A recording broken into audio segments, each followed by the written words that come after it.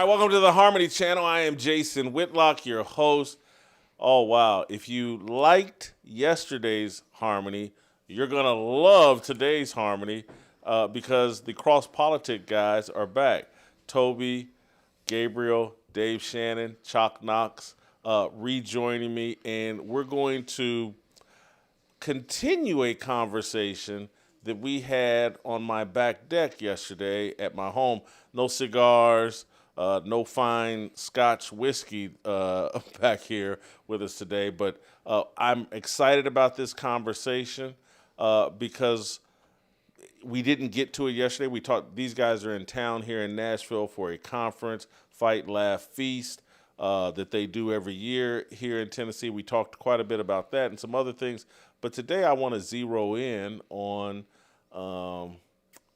their leader, the church that back in Moscow, Idaho, Pastor Doug Wilson, the Reformed Calvinist that somehow the mainstream media has they're either so intimidated by him that they're treating him fairly, and it's blowing my mind. And when I say fairly, that's probably a relative term, but they're treating Pastor Doug Wilson like a human being, which is very rare for the legacy media. And I want to pick these guys' brains about why it's happening, what does it signify, is the reform movement, is the New York Times even. There's a long interview that Pastor Wilson did with Ross Douthat. I don't know how do we say Ross's last name? It's a New York thing. Yeah. Leave it there. Anyway, but they aired the podcast long interview, and then they did a printout of the interview, and I read the entire interview this morning, and it was fascinating. It was positive. Doug Wilson was treated like a legitimate human being, and you just don't see that with someone who is so unapologetically Christian and someone willing to defend Christian nationalism. And it made me, I'm reading this and I'm like, no wonder I like these guys.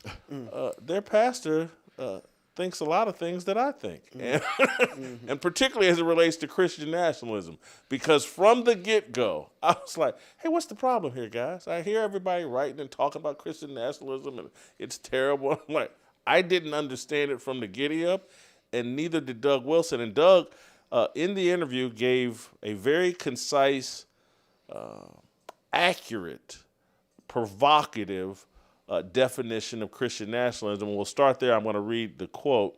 Christian nationalism is the conviction that secularism is a failed experiment. That makes sense. That societies require a transcendent grounding in order to be able to function at all. That makes sense. And as a Christian, I believe that transcendent ground should be the living God and not an idol. Man, this is in the New York Times. I'm blown away. Yeah. Then he finishes up.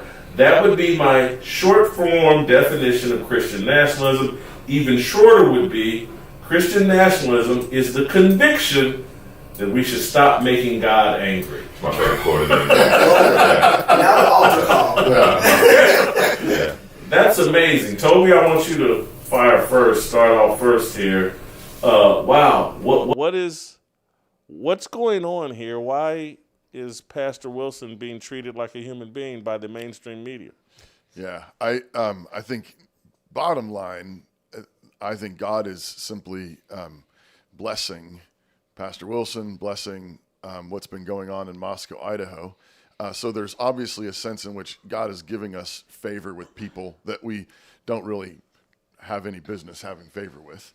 But secondly, I would say the big thing is that of many of the people who have been willing to take that title, Christian nationalism title. Yeah, that title, Christian nationalist. Doug has been saying these things for 40 or 50 years. That's right. He's not been changing his tune. So this is the title itself was something, he's said in several other interviews, he didn't pick the title per se, but when the bad guys started saying these are Christian nationalists, Doug thought about it for like 3 seconds and said, well, compared to what they usually call me, I can take that. I can explain that. He says, in 5 seconds, 10 seconds, I can explain what I mean by that, the quote you just read. And he said, sure. I believe in a nation. I believe our nation should be Christian. I believe that, it's impossible to have a nation without a transcendent standard, a transcendent center. And so I think the fact, though, that he's been consistently saying that point for 40 years, for 50 years. I mean, you can go back and see his writings. He was interviewed back in the 80s. Yep.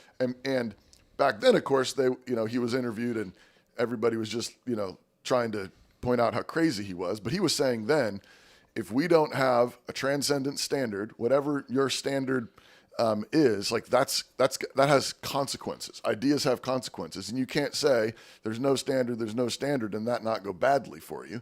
And so he's been, this canary in the coal mine for decades, and I think that matters. I think that consistency has proven that he's not a grifter. He's not somebody who just says, "Oh, hey, here's my moment for a time in the spotlight." He's been preaching this for decades, and so I think that consistency makes him a voice where people say, "Okay." I think some of them probably still want to think that if they quote him, then people will say, look at this crazy radical lunatic." But I also think that people have underestimated how much shift has happened in the last 5 years, especially since COVID, and the Black Lives Matter stuff, and the way that I think the left really overplayed their hand, particularly going into the trans surgery stuff. And there's a whole bunch of Americans that are like, wait a second, we used to have sanity in this land. It used to be able to go out at night with your family and not be scared for your life. You used to be able to have cogent conversations with your neighbors, even if you disagreed. And in that world, people, whether or not they truly believed in God, at least acknowledged God, and at least there was a sort of public profession of Christian faith. And that was a more sane world than the world we now live in. Well, and to go off that, most of America, common sense America, is either very sympathetic towards Christianity or actually agrees with us. But what happened is in the early 2000s, there wasn't much friction between your Christian faith and America. And as the Obama administration came in, things started building up. Remember Obama, before he was elected, he was against gay marriage. 2008, remember that? Sitting down with Rick Warren and John McCain. He pretended to be, That's the right way to say it, yeah. And but then right into Obama's administration, Obamacare, the Supreme Court ruling, Obergefell, all that started happening. So a lot of America, common sense America, their faith started becoming way more at odds with the administration and the culture than it ever had been in the past. But then you also had churches who had not been doing their job, pastors who had not been doing their job, but common sense America could deal with that while the friction against their faith wasn't there. You follow me? But then as the friction against their faith and the Obama administration started becoming more, the life in negative world, it became positive, neutral, negative, became more negative. So being a Christian in America became a negative thing. It used to be a positive thing, then it was a neutral thing, and then under the Obama administration, it became a negative thing to be a Christian. And as their faith started becoming a negative thing in society, they started waking up about their churches not doing that well, discipling them. And then COVID hit. And when COVID hit, that totally took out any sort of institutional trust between common sense America and the government, their church, anything that smacked institutionalism. Common sense America stopped trusting that. And that's why you got Gen Z who's challenging everything. And so my point is, by illustrating that, is most of America already agrees, common sense America agrees with us, and then 2020 hits, and then all institutional trust is out the door, including the church. And Doug's been saying these things for 45 years, and then people start finding out, here's a guy that's courageous and is going to say the truth. And I think that's why Doug's gotten so much traction over this last year. And particularly during COVID and during all these things that have happened in the last 5 years, as all these institutions did not stand up, did not, a bunch of the so-called even conservative, even somewhat reformed pastors were we're masking up, closing their churches, and then marched in the Black BLM, Lives Matter. the BLM rallies. right. Jonathan Lehman. Thank you. Yeah. Hey, I You should go back and listen to our interview with Jonathan Yeah, Lehman. go do that one. That's not going to end well for him. I think my brothers are maybe a little more optimistic about the reason why secular media is being kind to Doug. I'm probably a little more pessimistic. I told you yesterday, like, I believe in conspiracy theories first until they're proven wrong, right? Like, that's my position.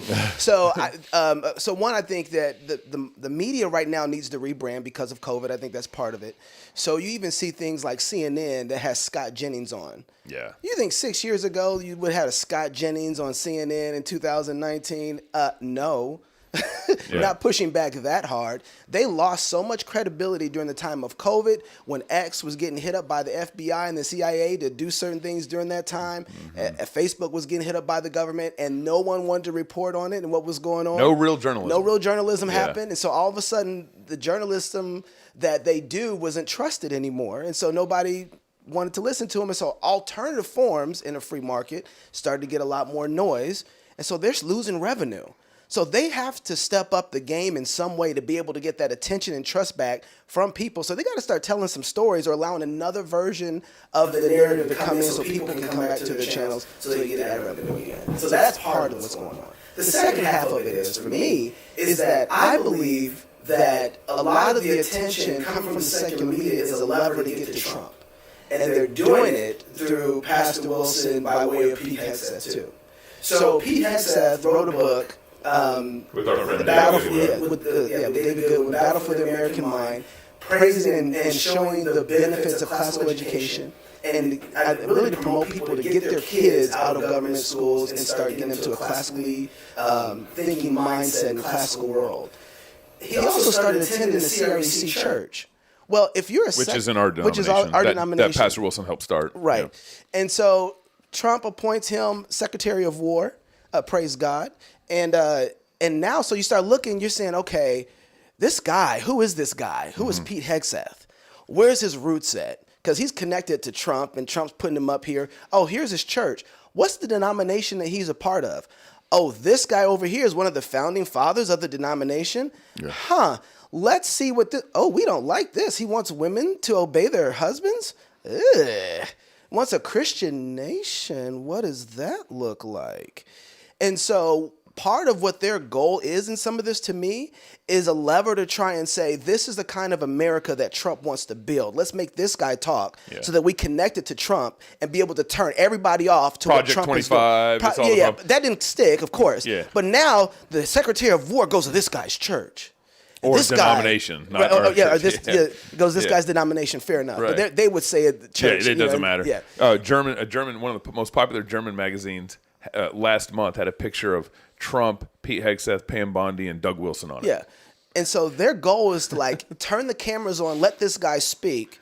Let's get it all out there, and maybe this will make everybody else feel gross and pull levers and say, ha-ha, the America that Trump is building is like this. Yeah. Guilt by association. But I think it's totally I don't think it's going to stick. I mean, I think again. Oh, of course not. Things have shifted far more than they realize. So I agree. I'm just pointing to the nefarious intentions. I don't trust them. Yeah. Right. And so I think that's part of their goal in this. And I mean this with affection and respect and sympathy or empathy, or I don't know what the right word is, but I can relate to what I'm about to say in terms of partially what you're arguing, Dave, is they're trying to send out a bat signal to women that, look at this guy, 70-year-old white guy, pot belly. He's got people out in Moscow, Idaho, telling women what they can and cannot do. And they're trying to send a bat signal to women like, this is what you want? You want to return to this, where Fred Flintstone is a leader. And guys like me are like, yes. Put guys like me and Doug Wilson back in charge. Yes, love it. And the rest of America, for the most part, I think feels that way too. Common sense America. They have figured it out, but they're trying to speak to women, and particularly the feminist women that want to be leaders and heads and want to be CEOs and all of this. And so Doug is a good cartoon cutout caricature of what and so it is intentional. It's not maybe not an embrace. I think Ross Douthit. Yeah, I think his intentions are sincere. Sure. I'm not sure if the New York Times and everybody we're going to play a clip of Doug on CNN. But before I get to that clip of Doug on CNN, the difference between Doug and you guys out there in Idaho and the other, and again, it's hard for me to even point to who the others are, but what Doug says here about his mind has been programmed in a way that his first thought on everything is, what does God think about this? That's right. Amen. And so when he says, I don't want to anger God, he's sincere about that. Right. And that's so when Doug here, Christian nationalist, his first thought is, does that anger God? No. Okay, I'm good. Whereas most ministers, their first thoughts are, does this anger CNN? Does this anger the women in my congregation? Does this anger some group here in America that may ask me a question that I can't answer or don't have a great answer for? And so they're just programmed differently. And that's why I saw so many Protestant ministers and some Catholics and just they're afraid to address the Christian nationalist issue because, that angers the mainstream media. Yep. That could anger some of the women in my congregation. And so they give a completely different answer, and they start running around trying to figure out why Christian nationalism is bad. And I'm telling you, I could never understand it. And I had people that I respect, trust, that struggled with this whole Christian nationalism thing, and I never did.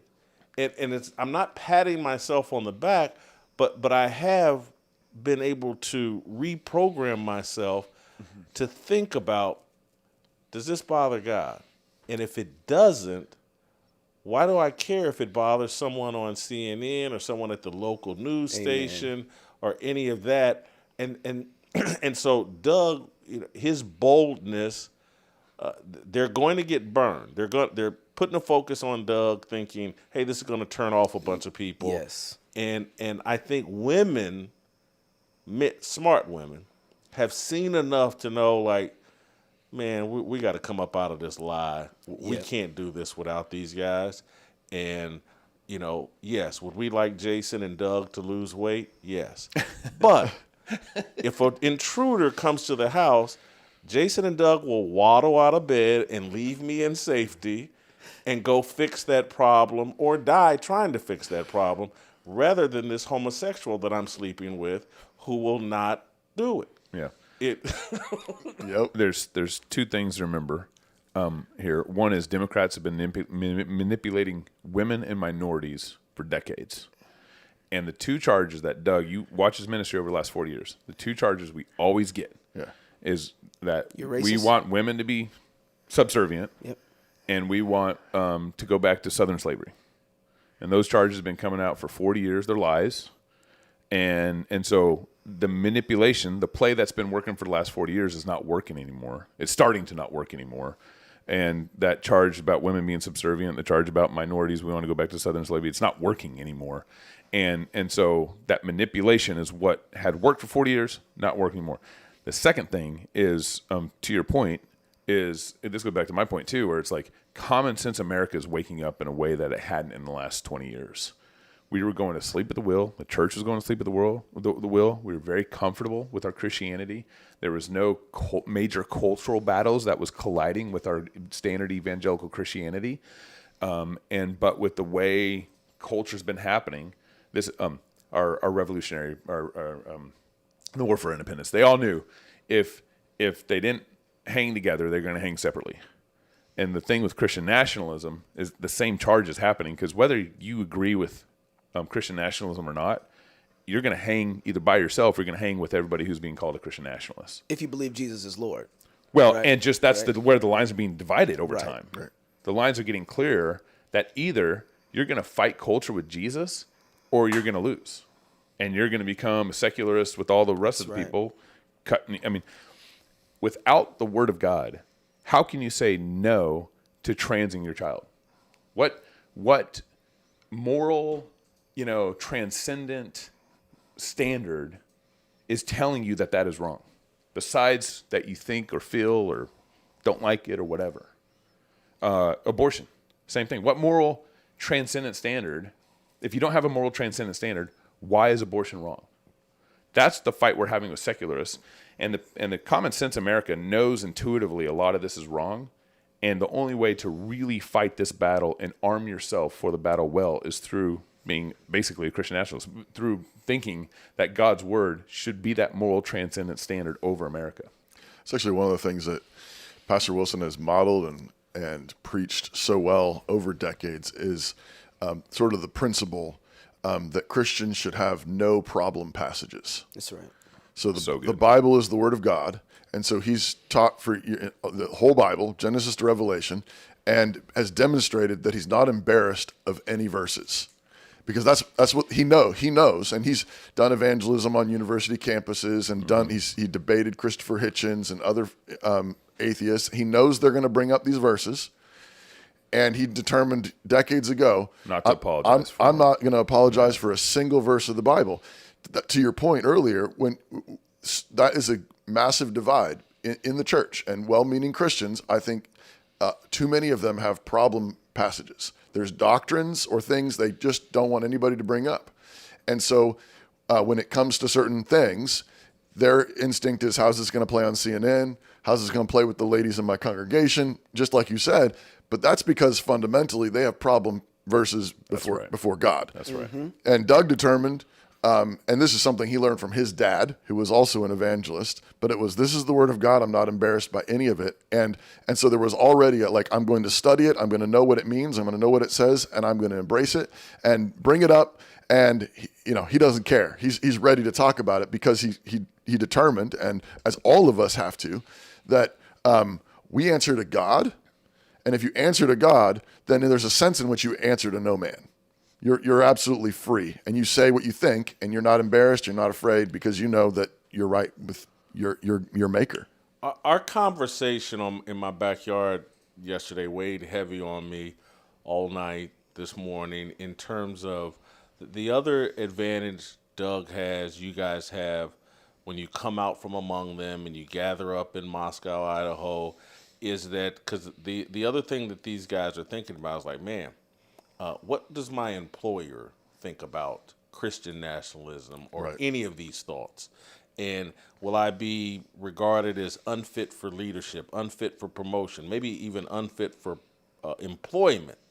And so the advantage you guys have is you live in a universe where there's enough of you all gathered together that you can employ each other, that your thoughts are seen as normal within that community. Everybody, you come out to Moscow, Idaho, this is the way people think, this is the way, and your sensibilities, even the people that aren't with you in the church, but it permeates all of Moscow, Idaho, and they've just had to accept, man, Dave Channing thinks some really silly things, but man, he keeps his grass cut and his kids aren't misbehaving, and so, man, I kind of like them. And, if he wants to think that a woman should, be at home with her kids, that's fine. He can still work here. He can still have a job here. He can still get promoted here. And I'm not defending any of these weak Christians in Nashville or whatever other major city, but they don't have the advantage. And again, why I'm saying y'all's conversation weighed heavy on me, it's like, y'all were sitting in my backyard. Man, you got to come out to Idaho, man. You got to come out here and just take a look around. Blah, blah. And I'm like, man, you see this house I done spent all this money on? I can't. But you have a vacation home out there. That is. Let me play this CNN, because it's not just the New York Times that has been friendly or respectful of Doug. It's CNN as well. Let's play this 2-minute clip of part of Doug's interview on CNN. I'd like to see the town be a Christian town. I'd like to see the state be a Christian state. I'd like to see the nation be a Christian nation. I'd like to see the world be a Christian world. And now Wilson's controversial views as a Christian nationalist are gaining sway in the nation's center of power with the recent opening of his new church and high-profile parishioners like Defense Secretary Pete Hegseth. Is planting a church in D.C. part of your mission to try to turn this into a Christian nation? Yes. So every society is theocratic. The only question is who's theo? In a secular democracy, it would be demos, the people. In a Christian republic, it'd be Christ. Well, what would you say to someone watching this to say, look, I'm a Muslim. Who are you to say your worldview is better than mine, that your God is better than mine? Well, if I went to Saudi Arabia, I would fully expect to live under their God's rules. But you said earlier that you want this to be a Christian world. Yes. So you want to supplant their religion with your Christian. Yes, by peaceful means, by sharing the gospel. There's a lot of work yet to do. I believe that we are working our little corner of the vineyard. Wilson maintains all are welcome to his church, but he's also not shying away from his past controversial statements on race. Do you still believe what you said back in the 90s, that there's a mutual affection between master and slave? Yes, it depends on which master and which slave you're talking about. Slavery was overseen and conducted by fallen human beings, and there were horrendous abuses, and there were also people who owned slaves who were decent human beings and didn't mistreat them. I think that system of chattel slavery was an unbiblical system, and I'm grateful it's gone. What he also wants gone, same-sex marriage, because he thinks homosexuality is a crime. In the late 70s and early 80s, sodomy was a felony in all 50 states. That America of that day was not a totalitarian hellhole. So you would like America to go back to that? Yep. So you guys didn't have earpieces in, but you've seen the interview. Yeah. You know, they cover ground about same-sex marriage. She tries to racialize comments he made about slavery and a master and a slave, and he's talking about things in the Bible, and then he's talking about just the reality that you can tell this cartoonish, one-sided version of slavery, but it's a bit more nuanced than that. And you know, they're hitting at hot button issues to see, you can't trust this guy. And I'm thinking of this stuff in real time. Doug Wilson, they're raising up to say, this is what these guys want. And they're going to, on the opposite end, they're going to say, and here's Gavin Newsom. Mm-hmm. And they want women to go, well, look at this supermodel Gavin Newsom, looks like a movie star, and, you know, he's pro-gay marriage, and he's not going to anybody can do whatever they want. And then look at Doug Wilson. And it's like, do you want to return to an America where guys like Doug Wilson had say-so, or do you want these closeted bisexual homosexuals like Gavin Newsom to be in control, where everybody can do whatever they want and we can all justify it and pretend like we're all going to heaven? And it's an obvious choice to be made, but people are so crazy and our minds have been so corrupted that there are idiots that will choose Gavin Newsom. Yeah, there's idiots. You know, one of the things I was thinking about is how much that they're banking on that, how much of a ditch effort it is for them at this point. This is the best they got. Right, they're done. Like this, if they were doing good journalism before, they wouldn't be in this position where they have to be so desperate like this. But because they have been so horrible, they've lost touch with where people really are, and they've been lost for a long time, that they think that this is going to make the rest of America go, oh, when actually what it's doing, it's like, wait a second, there's a lot of young white men that are looking and saying, man, if we actually were following law, biblical law, as it relates to our border and handling the economy well, I would have more opportunity, less inflation, and be able to buy a house. But instead, we have overrun borders. We have people who are eating at our economy that aren't adding to it. And now, as a citizen, I'm without any opportunities like we used to have yesteryear. I don't want a world like that. Give me Doug Wilson. Right? They are completely deaf to the tone that America is in, and they're missing the moment. And so, like, this is great because people are saying, wait a second, you want to apply the Bible as it relates to a nation so the nation gets to have borders, that a nation gets to protect its people, that every man, if he doesn't work, he doesn't eat, that we actually punish the criminals and remove them from our society and praise what's good so that we have a better economy? Yes, I'll take that. And so they are just tone deaf on this. So part of what I expect to happen from this is the rest of society to say, even though I'm not a Christian, weren't things better when Christians were in control? Yeah. Didn't society work better when they were in charge? I mean, you have atheists saying now, I'm cultural Christian. Right. Richard Dawkins. Richard Dawkins is saying, like, look, look, Joe Rogan. the Muslims, I ain't on that. Yeah. Right? But them Christians, I could really fight and hate those Christians when they were Christmas in charge. music. Right? I love Christmas music, right? Like, so I think they're missing they can't see the blessing that Christianity is to the world, that people want that back. Think about this. In God's world, under God's law, if God's law was applied to our society, which we would generally, what we call general equity, we'd like to have the Old Testament law generally applied to our New Testament circumstances here in America. And there's a lot that needs to be teased out there and explained, but we're going to not focus on that right now. In God's being governed by God's law, men will be far freer under God's law than America's laws. And so will women. Think it for women, everybody. I mean, I was interviewed by NPR 2 years ago, and the guy was a I guess some sort of Jew. I don't even think he really believed in his Judaism, but he said he was a Jew. And he asked me, would Jews be suppressed by America, by biblical law? Non-Christians. Basically, his question was, would non-Christians be suppressed by biblical law? And I said to him, non-Christians would be more freer in a biblical society than currently in America. Yes. And I gave him a couple examples. I was like, we'd have no property taxes in a biblical law. Property taxes are wicked and evil. We would have no Department of Education, no OSHA that wanted to force vaccinate any companies over 100 people. We would have, no Department of Labor. Just go down the list. How much freer you'd be under a biblical society than you are currently under America.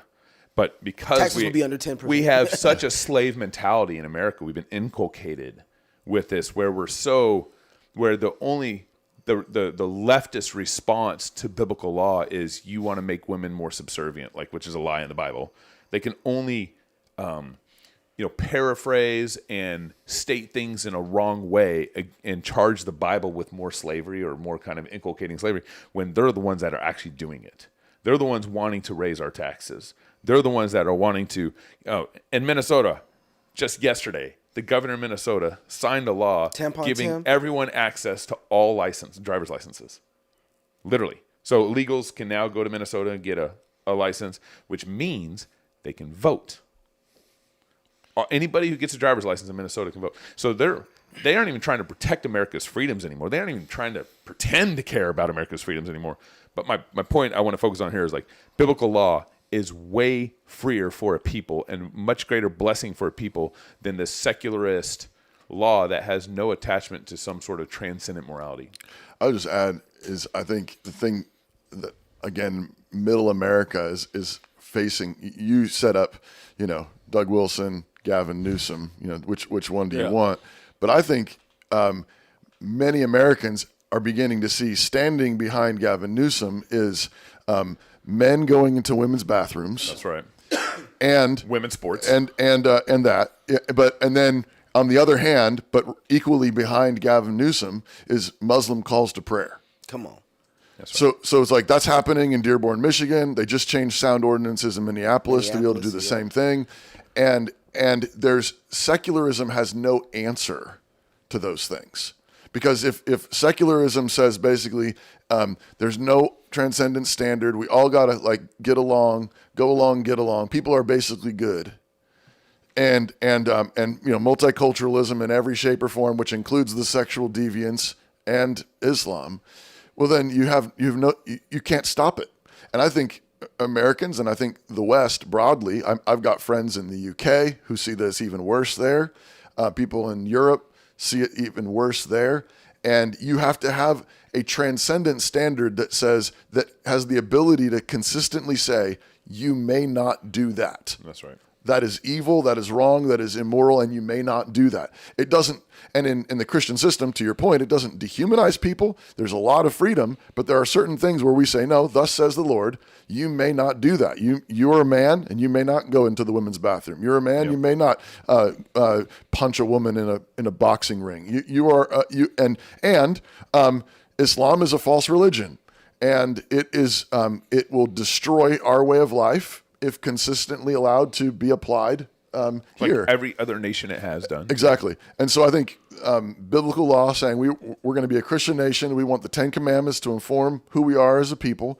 That I think people are more and more warming up to the idea that, okay, secularism isn't working. We need something that can actually hold this at bay.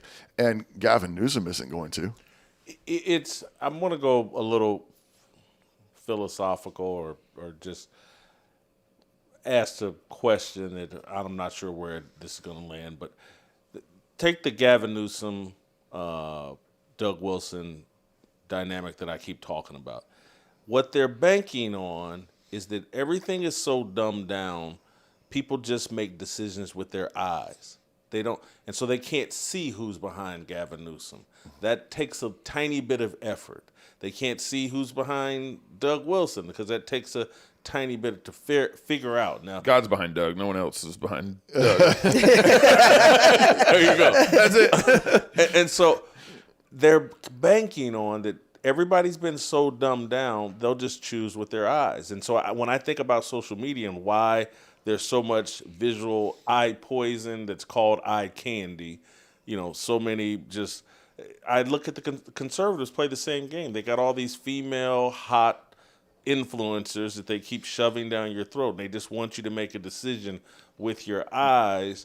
And I'm wondering, because this is like a television has been so in control of America for so long. Remember, didn't Kennedy win a debate with Nixon just based off the visuals? Nixon was either sweating and Kennedy looked so.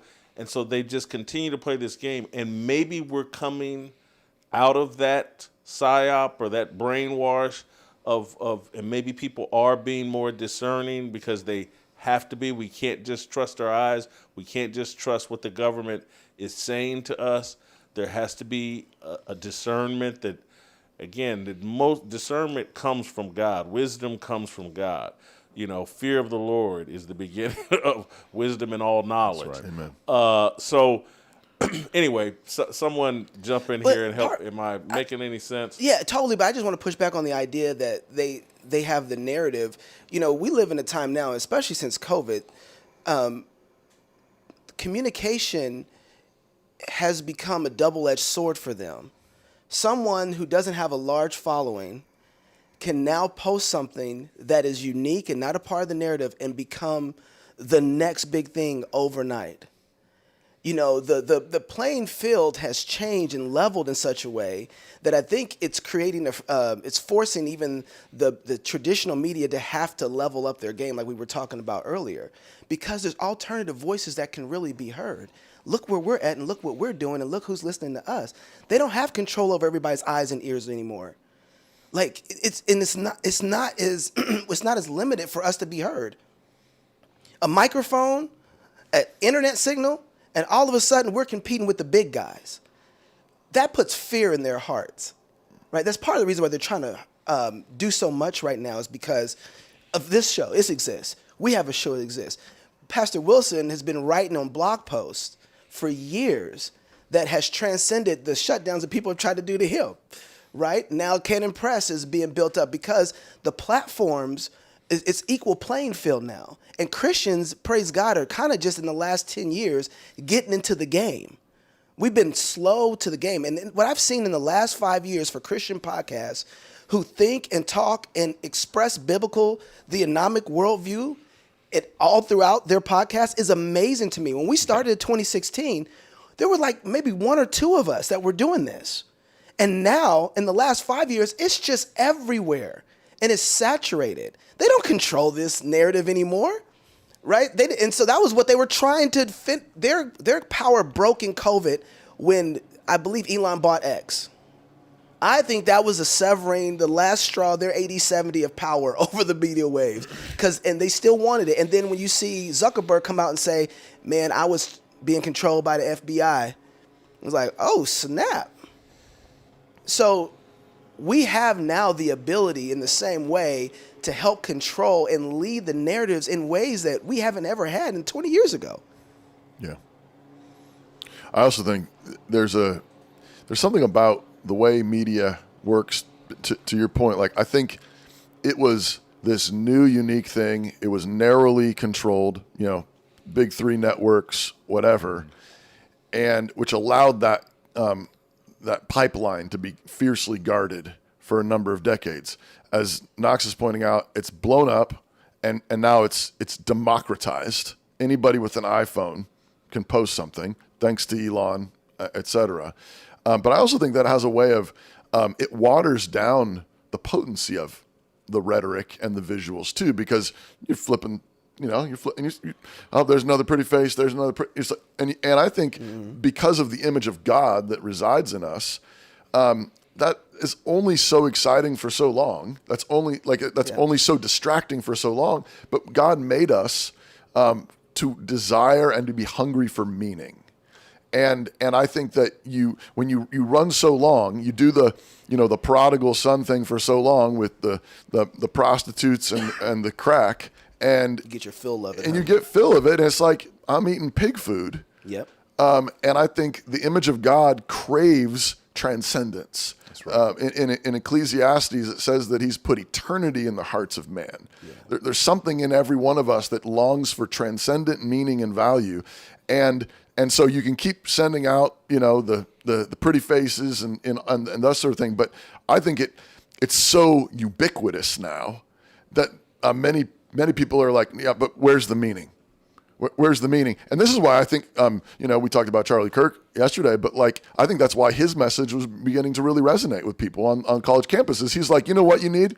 You need to get married and you need to have kids. Yeah. That gives you meaning. And that's exactly right, because when God created the world, he said, this is fundamental. And I think even someone who hasn't yet surrendered to Christ, even someone who hasn't yet come to Christ fully, I think can see which way. You've seen the meme, which way America, which way Western man. Is it more hookers? Is it more Gavin Newsom?